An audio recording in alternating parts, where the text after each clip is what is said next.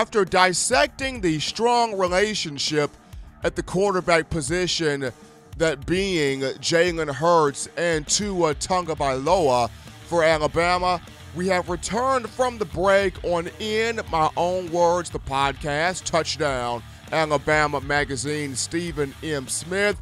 Ladies and gentlemen, new information breaking out for the Crimson Tide football program concerning the coaching staff. Nick Saban continuing to shuffle this group, especially after winning a national championship.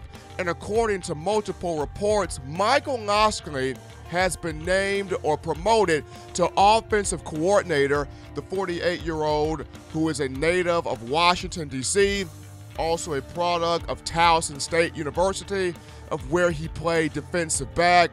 But Michael Locksley, after serving as offensive analyst in 2016 and co-offensive coordinator / wide receivers coach 2017 season, he has been named the offensive coordinator for the Crimson Tide. This is a good move, and I'm about to lay out 3 reasons as to why this was a good move. Reason number 1, the players love, are enamored, highly respect Michael Locksley. The wide receivers, of course, from this past season, Calvin Ridley, Cam Sims, Robert Foster, Jerry Jeudy, Devonta Smith, Henry Ruggs and company, really enjoyed it. He got every ounce of effort from those receivers, making sure they pushed on each and every route, driving on defensive backs, working back to the football, working back to the quarterback. He's very hard on those guys in the receiving room.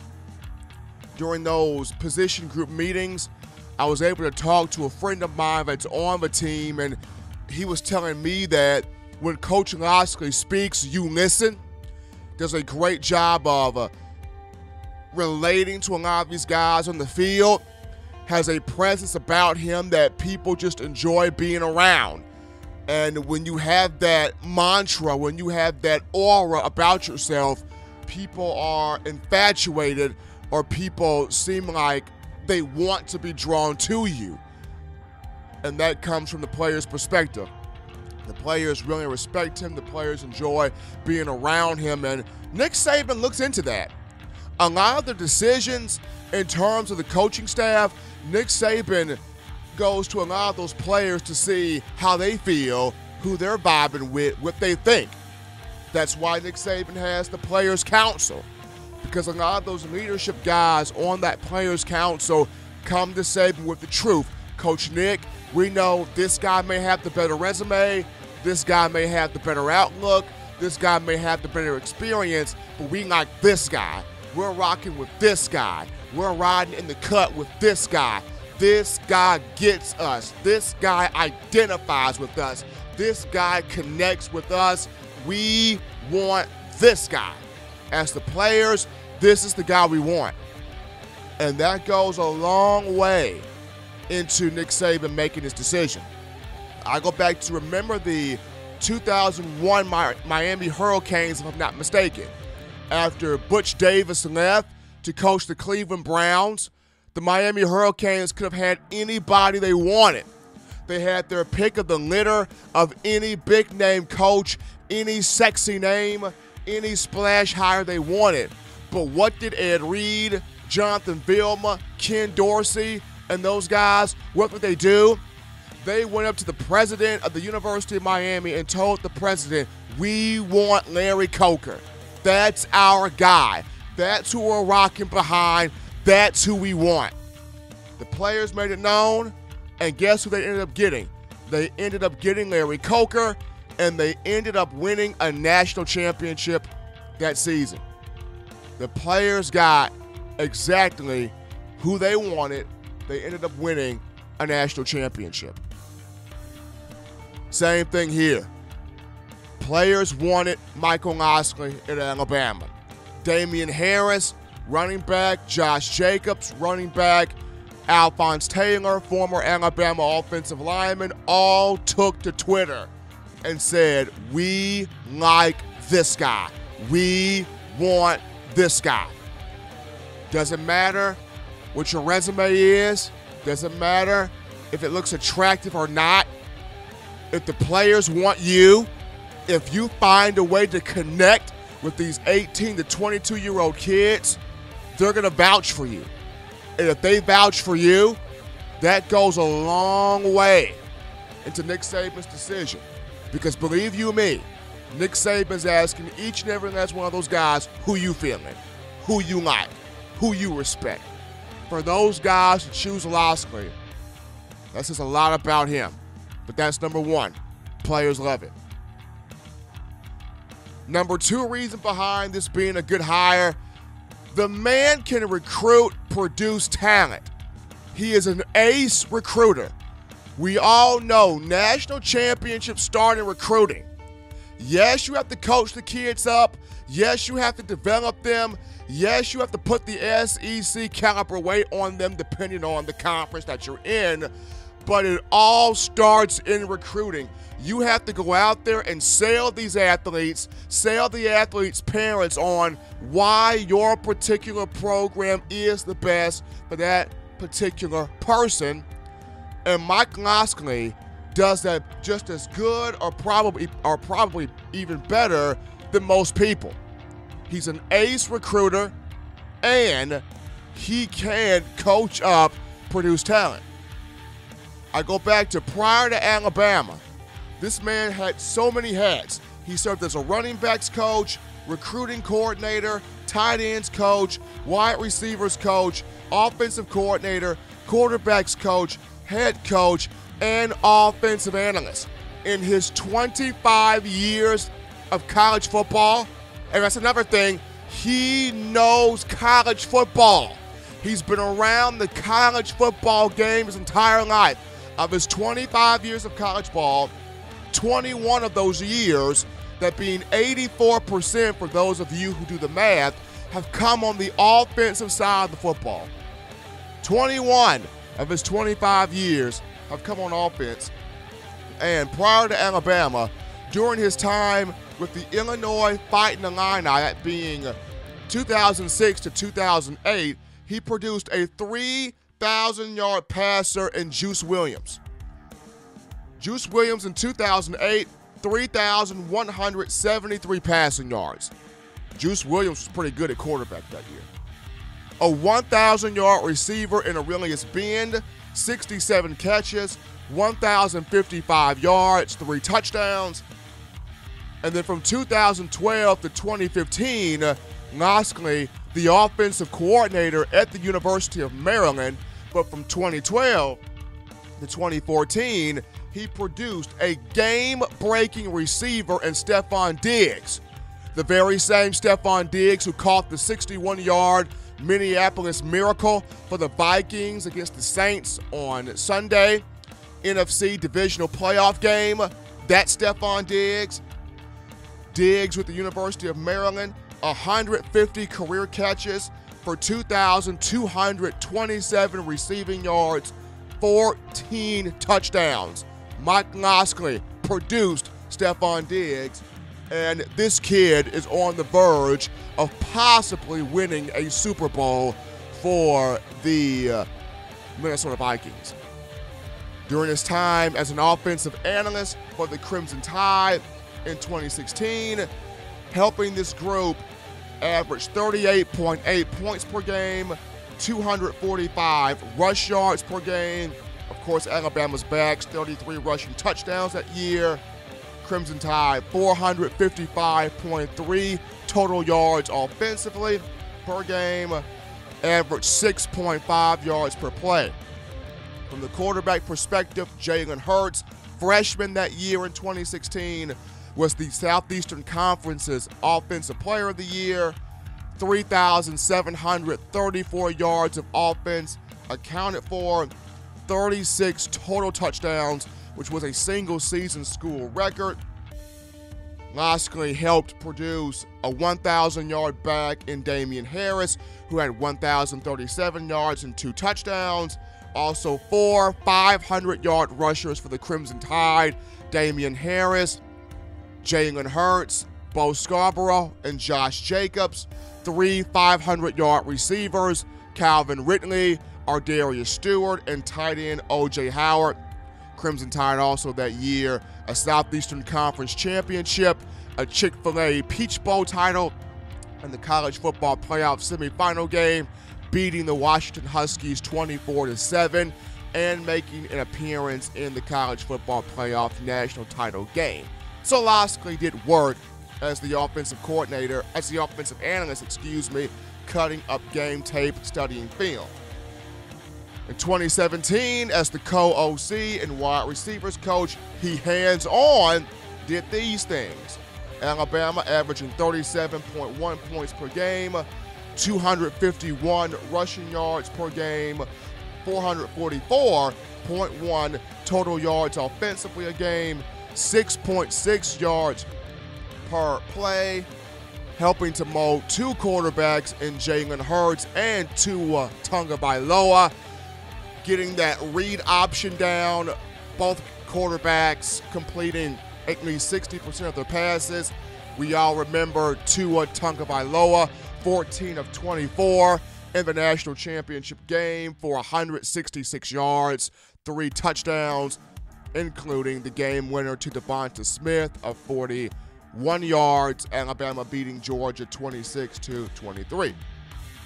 Alabama getting a 1,000-yard rusher in Damian Harris and 3 500-yard rushers in Harris, Scarborough, and Jalen Hurts. So Michael Locksley has been a part of a national championship in Alabama, a Southeastern Conference championship in Alabama, and 2 straight college football playoff appearances.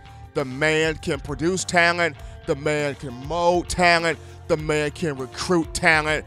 The man is not a slouch, even though maybe his head coaching days at New Mexico and Maryland, University of Maryland, probably didn't turn out the way he would have liked them to. He's not the head coach. He's the offensive coordinator. This guy can produce talent. Last but not least, the number 3 reason as to why I like this hire, it's an inside hire. Nick Saban, what is his favorite go-to phrase? We're handling things internally. We're doing things internally. Things will be dealt with internally. And that means we're handling things from the inside. Normally, Nick Saban does not abide by this law. He goes outside the program to get people. Now, there are times where there's an instance where Alabama may not have a guy already inside in place. But most of the time, Alabama does have a guy in place, and Nick Saban goes outside. You look at Alabama had a guy in place for defensive coordinator in 2016. I mean, Mel Tucker was right there. You're just coming off a national championship in 2015. Nick Saban doesn't bump up Mel Tucker. He goes outside the program, brings back Jeremy Pruitt. And then Michael Locksley was already right there, entrenched to be the offensive coordinator. What happens? Nick Saban goes out there, and this is when Lane Kiffin left initially to go to FAU after the game against Washington, the Chick-fil-A Peach Bowl 2016. Alabama winning that matchup 24-7. Nick Saban goes out there, or he bumps up Steve Sarkisian from offensive analyst to offensive coordinator, despite already having Michael Locksley in place. So Nick Saban is known to skip around, skip over people. And I remember talking to a good friend of mine who was a walk-on quarterback at Alabama during the 2016 run, that being Josh Pally.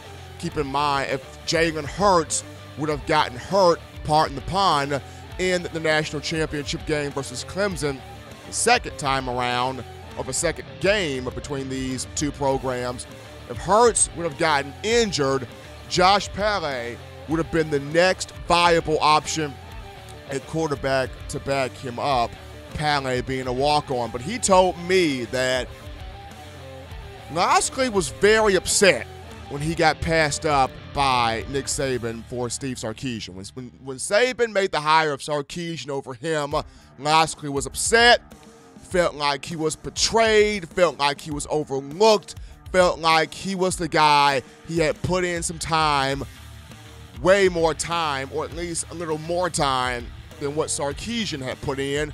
But be that as it may, Sarkisian got bumped up.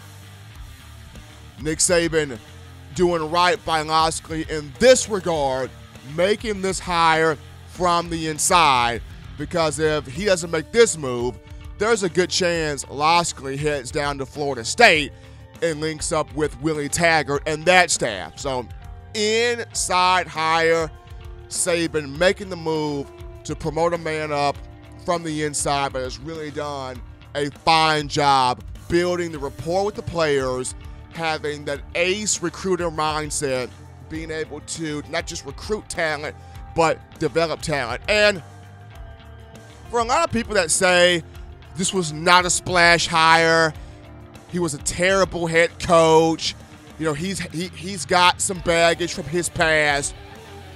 Alabama doesn't hire the goody-goody two-shoes choir people for head coaches, y'all, or for offensive coordinators. Look at Lane Kiffin. Lane Kiffin had baggage.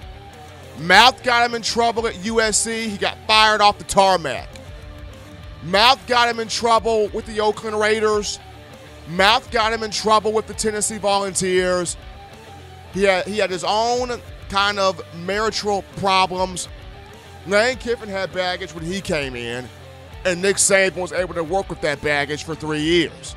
He was able to work with that baggage, and that baggage, despite it, Alabama won, 3 Southeastern Conference titles with Kiffin, 2014 to 2016, and a national championship with Kiffin in 2015. Steve Sarkisian, a lot better now, thankfully, but when he came in, serious alcohol issue, was at rock bottom, baggage. Alabama brought him in. The Tide has even had players that have dealt with baggage. I'm pretty sure everybody remembers Jonathan Taylor, who was at the University of Georgia, defensive lineman, got dismissed from the program by Mark Richt due to third-degree domestic violence, took the JUCO route, and then he was back on the market again, and everybody just thought that guy's not coming to Bama. There's no way Nick Saban's bringing this guy to Bama. That's not the Bama way. He gets hit with third-degree DV. No way. There's no possible way Alabama brings that guy in. What happens? Alabama show brought him in. He was one of 7 linemen signed in that 2015 recruiting class, and he gets hit with another third-degree domestic violence while being at Alabama, ends up getting dismissed from the program despite the victim in question recanting her statement, still gets hit with third-degree DV, but Alabama still brought him in trying to help him. It's been an issue, it's been a thing with players and also coaches where Nick Saban has extended the olive branch despite the baggage. And then going back to, well, this was not a splash hire. When has Nick Saban ever been known for making splash hires? Brian Daboll came from the NFL, the National Football League, and people didn't even consider that a splash hire. You had so many national media pundits going, who? Daboll? Who's that? You just had Lane Kiffin, big name. Who's this? Oh, he was a tight ends coach for the New England Patriots. Daboll was an NFL guy. Creme de la creme. Big boys. Professional ranks. And people didn't consider him a splash hire. Then, remember Jim McElwain. Nobody knew who in the heck Jim McElwain was. This man was off at Fresno State. It took 2 or 3 people to put Nick Saban on Jim McElwain. I'm pretty sure Nick did not even know who Coach Mack was. Took a bunch of people to put Nick on Coach Mack. Nick brought him down to Alabama. And what became of that? 2 national championships, 2009, 2011. a Heisman Trophy winner in Mark Ingram in 2009, 2 developed solid quarterbacks in Greg McElroy and A.J. McCarron. You bring in Doug Nussmeier in 2012. A lot of people thought Doug Nussmeier, when he was coming from the University of Washington, would bring this new-aged offense. That didn't happen, but you win a national championship with him in 2012. The lone splash hire that Alabama has made offensively under Nick Saban was Lane Kiffin. Nick Saban does not need flambe. He does not need filet mignon. Give this man meat and potatoes and he'll produce gold. He's done it his entire career. He does not need bells, whistles, lights, big name, flashy hire. Woo, woo, woo. Give this man meat and potatoes and he'll produce gold. It's even gotten to a point where the players aren't even worried anymore. The players aren't even worried anymore. It's gotten to that point where Nick Saban comes into the players and tells them, just trust me. I know we're going through coordinator after coordinator after coordinator, and it doesn't seem healthy, and guys are leaving out left and right, but just trust me. I know what I'm doing. The next person we bring in here, just know they're going to have your best interest at heart. They're going to prepare you. We're going to continue to win. We're going to continue to recruit well. We're going to continue to put players in the National Football League. We're going to continue to develop athletes that are going to give us their all on the field. Just trust me. Have I not earned the ability to have you trust me? That's what it's become. Players are like, hey, he hasn't failed us at this point. Why go away from him now? Why question him now? Why disagree with him now? Nick Saban, not known for splash hires. Give him meat and potatoes, and he'll produce gold. Michael Locksley. Players love him, can flat out recruit, produce talent, and it's an inside hire. 3 reasons as to why I am firmly behind this move. We take a final break here on In My Own Words, the podcast, Touchdown Alabama Magazine. Upon our return, we dive in to the boy, Raekwon Davis. Had a solid college football playoff this season, and one that will have NFL draft analysts, NFL scouts, owners, general managers looking at him in high regard in terms of next year's draft venue. We'll touch up Davis on the other side of the break. We'll be right back.